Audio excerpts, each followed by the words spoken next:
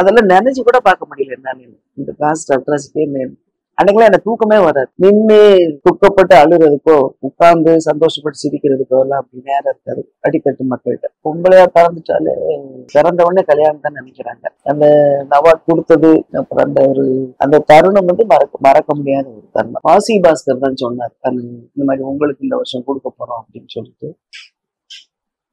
அப்பவுமே எனக்கு ஒரு இந்த சிகிச்சையெல்லாம் கொஞ்சம் பிளான் பண்ணியிருந்தேன். அதனால இதை ஏற்றுக்கிறதா வேண்டாமா, போக முடியுமா அப்படின்னு சந்தேகமா இருந்தது. அதுக்கப்புறம் அவரு இல்ல அது வந்து ஏப்ரல் கடைசியில தான், அதனால பண்ணிடலாம் அப்படின்னு சொல்லி கொஞ்சம் நம்பிக்கை தந்தாரு. சரி நான் ஒத்துக்கிட்டேன். இன்னும் அவுட்ஸ்டாண்டிங்கா என் மனசுல இருந்து என்னோட ஃபர்ஸ்ட் அவார்டு இதுதான். அது கருப்பு வந்தப்போ பாண்டிச்சேரியில வச்சு தலித் சுப்பையா கொடுத்தது குரல் விருதுன்னு சொல்லிட்டு. என் வாழ்க்கையிலன்னு சொன்னா கிராஸ்வேர்ட் அவார்டு, அது ஒரு பிரம்மாண்டமா இருந்தது. அது ஒரு அபிஷியல் லெவல்ல மாதிரி அப்படி போனது. அது இன்டர்நேஷனல்லா நேஷனல். அப்புறம் எங்க ஊர்ல வச்சு 2 கொண்டாட்டம் நடந்துச்சு. அது என்ன எனக்கு ரொம்ப மனசுக்கு நெருக்கமான இதமான ஒண்ணு தெரிஞ்சு.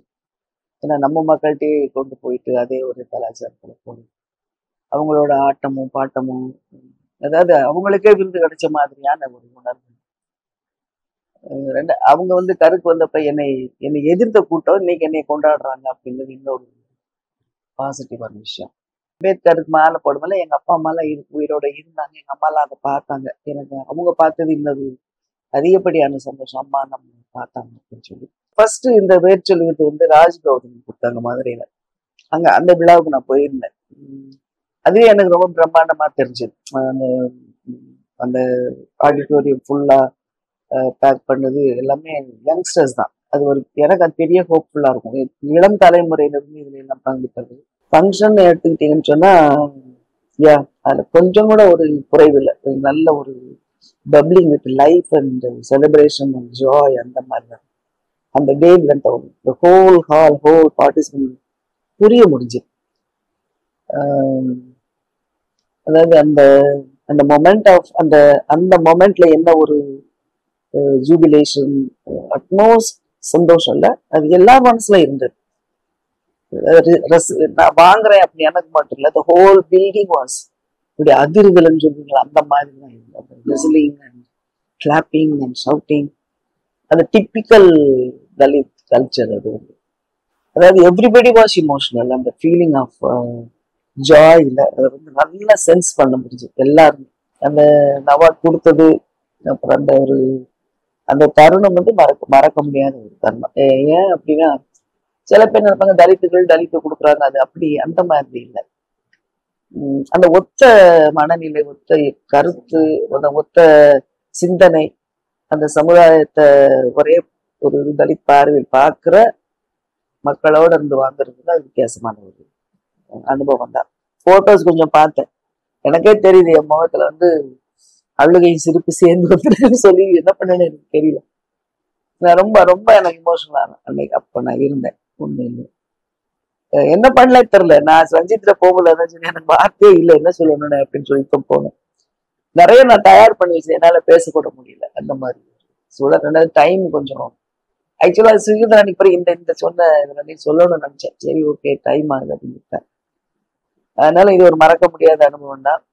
அவரு வாசுகி பாஸ்கர் சொன்னேன், இது போல முன்னாடி இவ்வளவு ஒரு பிரம்மாண்டமா இல்லை, இனிய வாழ்க்கை இது போல எனக்கு வராது, இது ஒரு கல்மினேஷன் ஆஃப் மை லைஃப் அப்படின்னு தான் நான் சொன்னேன். அது உண்மைதான். ரொம்ப சந்தோஷமா இருந்தது. அது எப்படி அந்த அங்கிருந்து வந்து இங்க வர ஒரு மாதிரி வானத்துல பறந்த மாதிரி பறந்து போயிட்டு இருந்தேன். இனி யதார்த்த வாழ்க்கை இதுதான் என்னோட லைஃப்ல எதாவது நடக்கும். மேல போவீங்கள ஒரு மேல போவீங்க, அதனால நான் வேலையே நின்ற மாட்டேன், கீழே நின்ற மாட்டேன், இப்படியே போயிட்டு இருக்கும். அது நல்லா தான் இருக்கு லைஃப் வந்து அப்படி போறது. அதுக்கப்புறம் இவரு ரஞ்சித் பேசினாரு.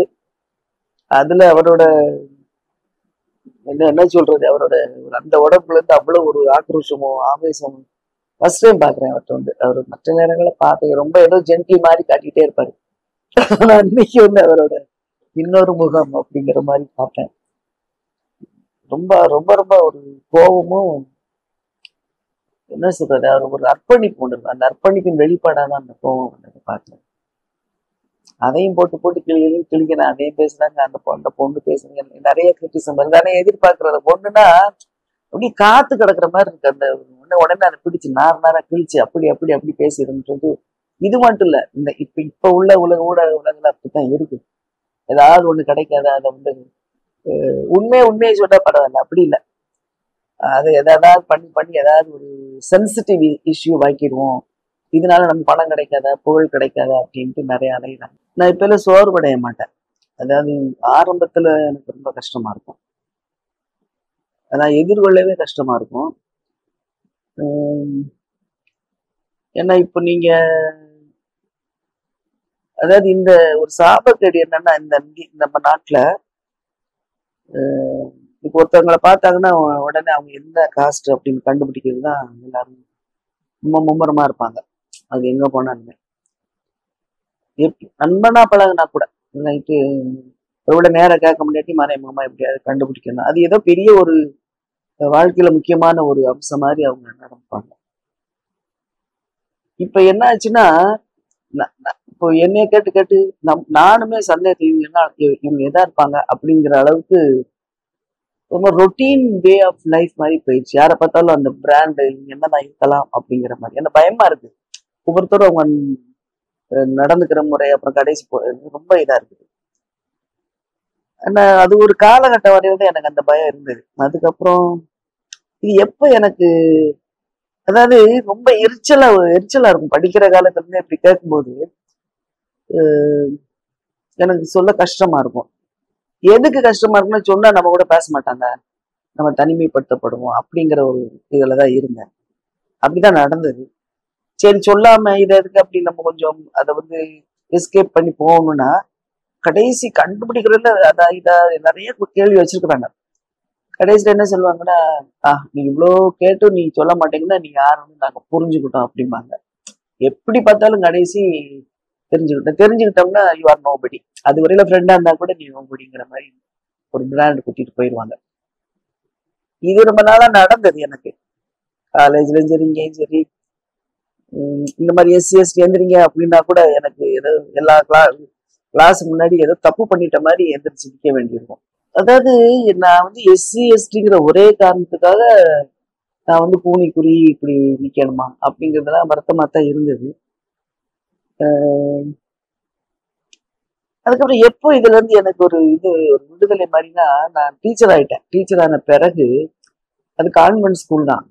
அந்த ஜெட்மிஸ் ஒரு சிஸ்டர் தான், அவங்க நன். அவங்க அந்த அம்மா ஒரு நாள் என்கிட்ட எதுக்கோ போயிருந்தேன் அவங்க ஆபீஸ்க்கு.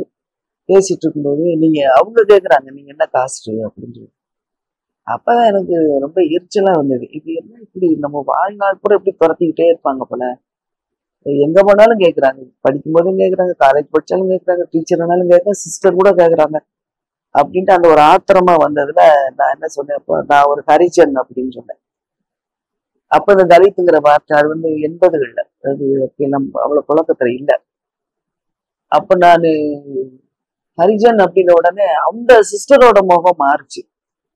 அது எனக்கு ஒரு ஆச்சரியம் இருந்துச்சு, நம்ம தானே கலவரப்படுவோம், இப்ப இவங்க கலவரப்படுறாங்களே அப்படின்ட்டு. அப்படி பார்த்தா அவங்க என்ன சொன்னாங்கன்னா, நீங்க பொய் சொல்றீங்க அப்படின்னா. அவங்க என்னைய ஹரிஜன்னு நம்பல. நீங்க பொய் சொல்றீங்க அப்படின்னா. இல்ல நான் தான் அப்படின்னு. அப்புறம் அவங்க வந்து ஒரு மாதிரி ஸ்பீச்லெஸ் ஆகி இப்படி மாதிரி பார்த்துட்டு இருந்தாங்க. நம்ம இவ்வளவு நாளும் இப்படி அது இதுன்னு சுத்தி சுத்தி நம்ம சொல்லும் போது அவங்கள அப்பர் ஹேண்ட் எடுத்தாங்க. இப்ப டைரக்டா போட்டோம்னா அவங்க வந்து மௌனம் ஆயிடுறாங்களா, அப்ப இது சரியான வழிதான் அப்படின்ட்டு அன்னைக்கு எனக்கு ஒரு சந்தோஷம் ஆயிடுச்சு. அப்ப இனிமே யாரும் கேட்டா ஆமா நாங்க ஹரிஜன் சொல்லிட்டோம்னா போயிடுவாங்க. அதுக்கு மேல கேள்வியே இல்லை. அதுல இருந்து நான் துணிஞ்சு அடிப்பேன். அதனால எல்லாத்துட்டையுமே சொல்லுவேன், நீங்க சொல்லிட்டீங்கன்னா அப்புறம் அவங்களுக்கு பின்னாடி வந்து கஷ்டப்படுத்தவே மாட்டாங்க, அதோட அவங்க ஓடி போவாங்க அப்படின்னு. அது உண்மைதான். அதுல வந்து அதுக்காக என்ன இருக்கு அவங்க இது பண்றது? நான் இதுல பிறந்ததுக்காக நீ என்ன சுத்தி சுத்தி குடிச்சுக்கிட்டே பண்ண வாங்கிக்கிட்டே இருக்க முடியுமா? அதனால நான் இதான் என்ன அப்படின்ட்டு. இப்ப பெண்களே இழிவா தானே நடத்துறான். அப்ப என்ன நான் பெண்ணுன்னு சொல்றதுக்கு ஏன் நம்ம வந்து வைக்கப்படணும்? ஏன்னா பெண்ணு தலித்தார எல்லாம் ஒன்னா தான் வச்சுட்டு இருக்கான். இன்னும் சொல்ல போனா பெண்களை விட இன்னும் அடி மட்டத்துல வந்து தலித் பெண்கள் தான். ஆமா தலித் தான், பெண் தான். இப்ப என்ன அப்படின்னு நம்ம பேசினோம்னா அவங்களுக்கு வார்த்தை இல்லை. அதுக்கப்புறம் சரி போயிட்டு வந்து போவாங்க. அப்போ வந்து ஒரு உலகியல் ஃப்ரீடம் கிடைக்கும், சுதந்திரம் கிடைக்கும். அவன் மறைச்சு வைக்க போய் அவங்களுக்கு சந்தோஷமா இருக்கு. இன்னும் என்ன போட்டு கேட்கறேன், இன்னும் எப்படி போட்டு கேட்கறேன். ஆனா அந்த வலி அவங்களுக்கு புரிய மாட்டேங்குது. இப்போ வர்ற பிள்ளைங்களுமே. ஆனா இப்ப வர தலைமுறை கொஞ்சம் வாங்கி அடிக்குது. என்ன அப்படின்ட்டு பேசுற அளவுக்கு வந்திருக்கிறாங்க. முன்னாடியெல்லாம் அப்படி கிடையாது. அந்த இது வந்தாலே நானு எங்க பாட்டி கூட காட்டுக்கு போகும்போது வரும்போது அவங்க பேசுறதெல்லாம் பார்க்கும்பொழுதெல்லாம் ஒருவேளை இந்த இதெல்லாம் collection of all this events and bitterness அந்த பெயின் அதுதான் எனக்கு கடைசி இந்த மாதிரி ஒரு. ஏன்னா எங்க பாட்டி வந்து ரொம்ப சுதந்திரமான ஒரு மனுஷி. அவங்க எதுனாலும் போட்டு தாக்குவாங்க. பொறுப்பாங்க. ஒரு காலகட்டம் வந்துச்சுன்னா அடிச்சிருவாங்க. அடிச்சிருவாங்கன்னா வேர்டு போட்டு இது பண்ணுவாங்க. அந்த தனிச்சு நின்று அந்த தைரியம் அவங்ககிட்ட வந்து நிறைய நான் கத்துருக்கேன். அதாவது இன்னொன்னு கணவன் இல்லாம குடும்பம் இல்லாம வாழ முடியும் அப்படிங்கிற ஒரு அவங்க நிரூபிச்சு காட்டின ஒரு அம்மா. அவங்க என்ன ரொம்ப ஷேப் பண்ணியிருக்காங்க. அவங்களும் எங்க அம்மா எங்க அப்பா மிலிட்ரியில இருந்துருங்க 2 பேர் தான் ரோல் மாடல்னு சொல்லலாம்.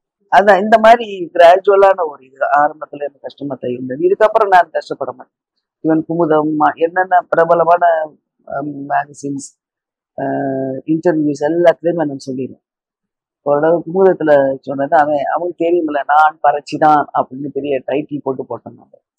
அது வந்து பெரிய இதாயிடுச்சு. எப்படின்னா பொண்ணு வந்து நிறைய ஃபோன் கால்ஸ் இங்க சென்னையில் அந்த ஜட்ஜஸ் அட்வொகேட்ஸ் டாக்டர்ஸ் பெரிய பெரிய பதவியில தலித்துங்களாம் இருக்காங்கன்னு அப்பதான் எனக்கு தெரியும். அவங்க எல்லாம் ஃபோன் பண்ணி நீங்க எப்படிம்மா அவ்வளவு போல்டா சொன்னீங்க, எங்களுக்கெல்லாம் என்ன சொல்ல முடியல, சொல்லணும்னு நினைச்சா கூட கஷ்டமா இருக்கு, எங்க ஒர்க் பண்ற இடத்துல அந்த மாதிரி ப்ரெஷர் இருக்குது அப்படியெல்லாம் கேட்டாங்க. அப்ப நிறைய பேர் இருக்கிறாங்க இந்த சமுதாய அழுத்தத்தினால இந்த மன உளைச்சல்னால சொன்னா என்ன நடக்கும் அப்படிங்கிற ஒரு விளைவுகள்னால அப்படி இருக்கிறாங்க. ஆனா இனியும் அப்படி இருக்கிறதுல அர்த்தமே கிடையாது. அது ஒண்ணு. அப்புறம் அந்த புத்தகத்தை வந்து குமுதம் வந்து எல்லாருமே படிக்கிற ஒரு புத்தகம் தான், ஜனரஞ்சகமான. என்னோட ஸ்டூடெண்டோட பெற்றோர்கள் வாசிச்சுட்டு அது வரைக்கும் நீ தெரியாது போல தலித்துன்னு அவங்க என்ன பண்ணாங்க, அதாவது அவங்க ரொம்ப டேக்ட்ஃபுல்லா செய்யறாங்களா, அந்த படிக்கிற பொண்ணுகிட்ட 4ஆம் கிளாஸ் படிக்கிற பொண்ணுகிட்ட அந்த குமுதத்தை கொடுத்து விட்டு உங்க டீச்சர்கிட்ட இதை காட்டி அந்த பக்கத்தையே அந்த பிள்ளைக்கு தெரியல, டீச்சர் உங்க போட்டோ போட்டிருக்கு அப்படிதான் சொன்னார். ஓகே இது எங்க அப்பா அம்மா எல்லாம் வாசிட்டாங்கன்னு சொன்னாங்க அப்படின்னு சொன்னாங்க. அப்ப எனக்கு தெரியும் அவங்க எதை மீன் பண்றாங்கன்னு. அப்படியா, நீ வந்து இதெல்லாம் ஸ்கூல்ல வந்து கொண்டாந்து இது பண்ணக்கூடாது, வீட்லயே வாசிட்டு வீட்லயே வச்சிடணும் அப்படின்னு மட்டும் சொல்லி அனுப்பினேன். ஆனா அதுக்கு பிறகு அவங்க அந்த சைடு பெற்றோர்கள் வந்து என்னை பார்த்து விஷ் பண்ண மாட்டாங்க, பேச மாட்டாங்க. அது ரொம்ப ஒரு மாதிரி ட்ரீட் பண்ண ஆரம்பிச்சாங்க. பட் நானும் விட்டுட்டேன். இவங்க இது பண்ணி என்ன பண்ண அதனால நிறைய ப்ராப்ளம் சந்திச்சேன் நான். அது நான் இதுதான் அப்படின்னு சொன்ன பிறகு நிறைய சிக்கல்கள் வந்ததுதான். நான் அதாவது சொல்லாதெல்லாம் சொன்னங்கிறது, என்ன வந்து எவ்வளவு நான் ட்ரீட் பண்ணி சொல்றது, பொய் பேசுறது. ஏன்னா நிறைய பேரு பொம்பளையா பிறந்துட்டாலே கல்யாணம் தான் அப்படின்னு பிறந்த உடனே கல்யாணம் தான் நினைக்கிறாங்க. அதனால அதை சொல்ல வேண்டிய கட்டாயம் இருக்குன்னு நினைக்கிறேன். டயர்டான பண்ண மாட்டேன். நீ என்னோட மனுஷி பார்த்தீங்கன்னா தெரியும், அதுக்கெல்லாம் நான் டயர்ட் ஆக மாட்டேன். ஜாதியை பத்தி தான் டயர்ட் ஆகும். என்னடா என்ன இப்ப பாரு இதே அதாவது இதுல பிறந்ததுனால நானே வேற ஜாதியில பிறந்தேன் அந்த ஜாதி ஆயிட்டு இருந்தேன். அது ஒண்ணுதான் முடியாது சமுதாயத்துல. எல்லாத்தையும் மாத்திடலாம். ஆம்பளை பொம்பளை பொம்பளை ஆம்பளையா கூட மாத்திடலாம். ஆனா ஜாதியை வந்து செத்தப்பற கூட மாத்த முடியாது. வேற வேற இடத்துல புதைக்கிறாங்க, வேற இடத்துல. என்ன ஒரு கொடுமையா இருக்கு. மதத்தை மாத்திக்கலாம், நிறத்தை மாத்தலாம், எல்லாமே மாத்தலாம். இவன் நம்மளோட உறுப்புகளோட மாத்தல, பிளாஸ்டிக் சர்ஜரி என்னென்னவோ செய்யலாம் தான் இந்த டெக்னாலஜி. ஜாலியா ஒண்ணும் செய்ய முடியலன்னு இல்லை, வேணும்னு பண்றது. மைண்ட் செட்ல உள்ள அப்படியே கரோட அப்படியே அதாவது இந்த டயாலிஸ் பண்ற மாதிரி பிடிவாதமா பிடிச்சிட்டு இருக்கு. ஏன்னா அது அவங்க நல்லதா இருக்கு, ஒழிக்க வேண்டிய அவசியம் அவங்க இல்லைன்னு. ஏன் அந்த காஸ்ட்டுக்கு வந்து அதான் சொல்றேன், அதாவது நினைச்சு பார்க்க முடியாத அளவுலாம் காஸ்ட் இருக்கு. அதாவது ஒரு மனுஷன் இவ்வளவு குரூரமாலாம் கூட நடந்துப்பானா அப்படி. இந்த மாதிரி மூஞ்சியில யூரினேட் பண்ணது, வாயில மலை திணிக்கிறது, அந்த ஒரு தலித் பொண்ணோட நிழல் அவன் மேல பட்டுருச்சுன்னு அவளை போய் அடிக்கிறது. என்னது அந்த மேல்தட்டு அந்த ஆளோட நாய்க்கு இந்த அம்மா ஏதோ சப்பாத்தி மீது கொடுத்ததுக்கு, ஒரு தலித் பொம்பளை சப்பாத்தி கொடுத்து அந்த நாய்க்கு கொடுத்ததுக்கு அதுக்கு அவங்கள பீனலைஸ் பண்றது. அது நினைச்சு பார்த்தா இவங்க மனுஷங்க தானா அப்படி அந்த லெவலுக்கு நடந்துக்கிறாங்க. அந்த இங்கேயும் நடக்கிறாங்க. ஆனா அங்க வந்து இன்னும் கொடூரமா இருக்கு. இங்க வந்து ஏன்னா இங்க டிக்டாக்டான்னு கொடுத்துக்கிட்டே இருக்கிறாங்க. நீ எப்படி எப்படி என்னோட சிறுவயது நிறைய நான் பதிவு பண்ணியிருக்கேன். எப்படி நீ கேட்கலாம், எப்படி சொல்லலாம் அப்படின்னு ப்ரொட்டஸ்ட் பண்ணிடுறாங்க. அங்க வந்து அந்த ஒரு எதிர்க்கிற தன்மை, ரிவோல்ட்டிங் இது வந்து இன்னும் டெவலப் ஆகல. அது இன்னும் ஏன்னா அது அங்க படிக்க விட மாட்டேங்கிறான்.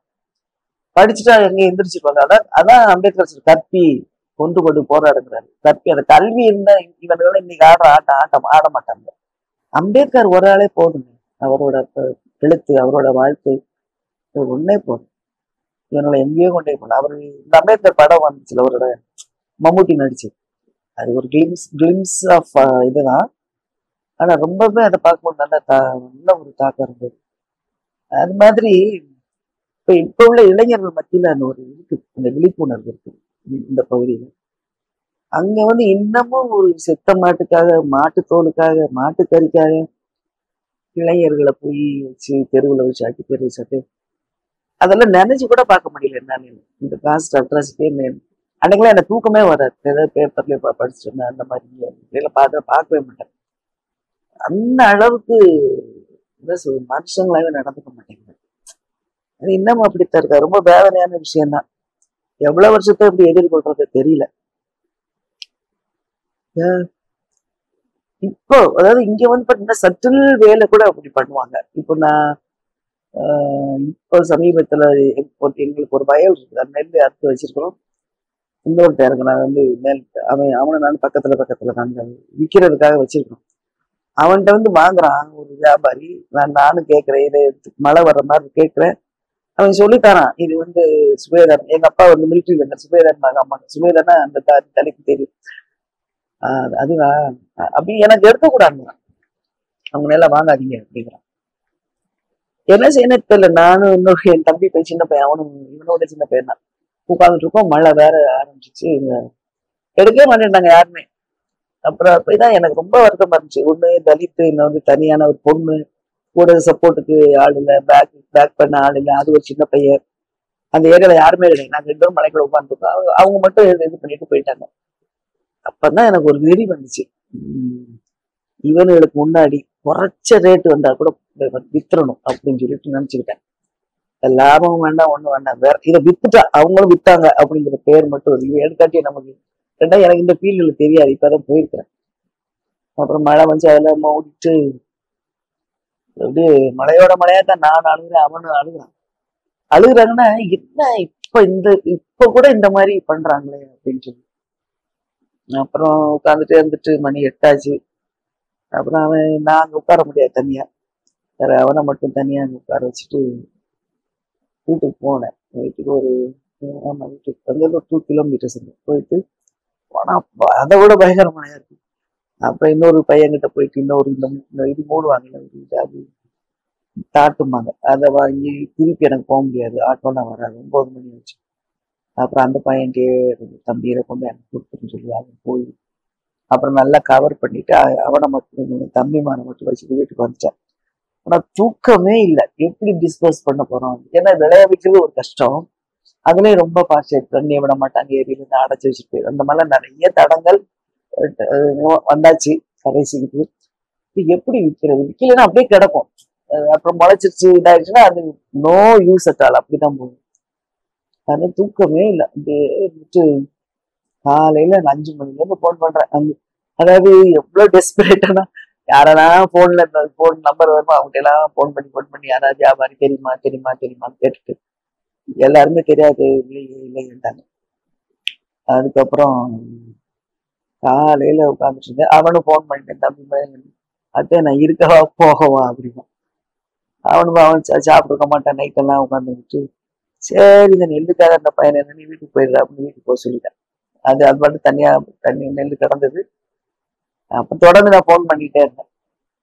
அப்பதான் எங்க அப்பா உயிரோட இருக்கும் பொழுது அவர் நெல் ஒரு வியாபாரி பேர் முருகன் பேசுவார் வீட்டுல. நான் வீட்லயே இல்ல, வெளியில தான் இருப்பேன், லீவ் வந்தாலும் அப்படி சொல்லுவார்ல, அவர் உயிரோட இருப்பாரா அப்படின்னு சொல்லி தேடுவோம் அப்படின்ட்டு. அப்புறம் வியாபாரிகிட்ட நான் எதையுமே சொல்லலை. நீங்க எனக்கு இன்னைக்குள்ள நீங்க எடுத்துடணும் அப்படின்னு மட்டும் நான் சொன்னேன். இல்லை இப்ப எடுத்துறேம்மா அப்படின்னு. அவர் கொஞ்சம் நல்ல மனுஷனா தான் தெரிஞ்சது. அப்புறம் பிறகு நான் விலையும் கேட்கல, ஒண்ணுமே கேட்கல. அவர் பள்ளி எல்லாம் அளந்து எடுத்துட்டு ஒரு வேலை சொன்னார். சரி அப்படின்னு சொல்லிட்டு அதை மட்டும் சொன்னேன். நான் இது கொடுங்க அது கொடுங்க அவங்க அதெல்லாம் ஒண்ணுமே எனக்கு சொன்னேன். எனக்கு ஒரு இதை அப்புறப்படுத்தினாலும் இருப்போம். ஆனா நான் கிளம்பிட்டு இருக்கும்போது அவங்க திருப்பி வந்து பார்த்தாங்க. அவங்க நினைச்சாங்க நான் அவங்ககிட்ட போய் மறுபடியும் கெஞ்சுவேன் அப்படின்னு சொல்லிட்டு. நான் பக்கமே போல அடங்க எடுத்துட்டு போயிட்டாரு. சொன்ன மாதிரியே ஒரு ஒரு 2 வீக்ஸ்ல பணத்தை பேங்க்ல போட்டாரு. அவங்களுக்கெல்லாம் எனக்கு ரொம்ப சந்தோஷம் என்னன்னா, உங்க மூஞ்சில கறி பூசுங்க, நான் விற்க முடியாதுன்னு நினைச்சுக்கல, நான் அடுத்த நாளே வித்தல. ஆனா விசாரிக்காங்க எவ்வளவு போட்டாங்க என்ன பண்ணாங்க இவங்க கேட்டிருக்காங்க. அப்புறம் அந்த ஆளுக்கு நான் நல்ல ஒரு அவர் இன்னும் கொஞ்சம் மீறி பார்த்து வீட்டுல கொடுத்தாரு. கொடுத்துட்டு சோ நைஸ் ஆகி எனக்கு அது பெரிய ஒரு வெற்றி மாதிரி எனக்கெல்லாம் சந்தோஷமா இருந்தது. அந்த பையனுக்கு முகம் நம்ம கலவரப்பட்டு போய் ஒண்ணு சந்தோஷமா அவனு இருந்தா, இந்த வேதனை இருக்குல்ல, இந்த you are rejected, you are not wanted, நீ என்னதான் உழைச்சி என்னதான் உன்னோட உற்பத்தி இருந்தாலும் நீ அதை உனக்கு பெனிஃபிட்டா இல்லாம ஆக்குறதுக்கு சக்தி எங்களுக்கு இருக்கு. அவங்கள மெயின் ஸ்ட்ரீம்ல இருக்கிறதுனால அதை வாங்க வேணா வாங்கினா போ, நாசமா போ அப்படிங்கிற ஒரு இது இருக்கு இல்லையா. அது நான் என்ன நினைக்கிறேன்னா, எனக்கே நான் ஓரளவு வித்ஸ்டாண்ட் பண்ண முடியும் அவங்கள. ரெண்டாவது ஐ கேன் பேர் த லாஸ் ஆஃப் இட், பாடா அப்படின்ட்டு போவேன். அப்படி இருக்கும். எனக்கே இவங்க இப்படி பண்றாங்கன்னா ஒரு சாதாரண ஒரு விவசாயிக்கு என்ன பண்ண மாட்டாங்க. அப்ப அவங்கள என்னன்னா இந்த நெக்ஸ்ட் டிமாண்ட் வில் பி அவங்க அவங்க காலைல கெஞ்சணும், போகணும், அவங்க சொல்றதுக்கெல்லாம் ஆடணும். இவ்வளவு செஞ்சா அதாவது we have to be at their mercy. அவங்க இறக்கம் காட்டினா நம்ம பழைக்க முடியும் அப்படிங்கிற நிலைமை இன்னும் பண்றானுங்க. இன்னும் ரொம்ப அசிங்கமெல்லாம் பண்ணுவானுங்க.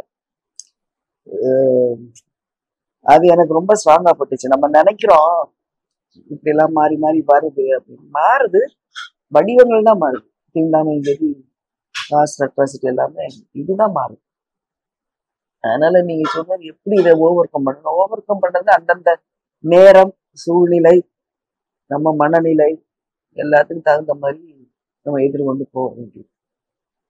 இது வேற ஒரு சமயம் நானே கூட உடஞ்சு வேண்டியது என்ன பண்ண போறேன். ஏன்னா எனக்கு அந்த ஃபீல்டு புதுசு. இப்பதான் எங்க அப்பா கருத்து இப்பதான் உள்ள போறேன். ரொம்ப ரொம்ப கஷ்டப்பட்டேன். அதாவது மன ரீதியான வலி இருக்கு பார்த்தீங்களா. நீ வேண்டாம், உங்கள்கிட்ட வாங்க மாட்டான். அதாவது நீ வாங்கல, அவன் இன்னொருத்தனை சொல்லி தடுக்கிறான் பாருங்க வாழ்வாதாரம். அதுதான். அதாவது நம்ம நினைக்கிறோம் நம்ம தைரியம் ஆயிட்டோம், ஏத்து வாரம் சமாளிக்கிறோம்.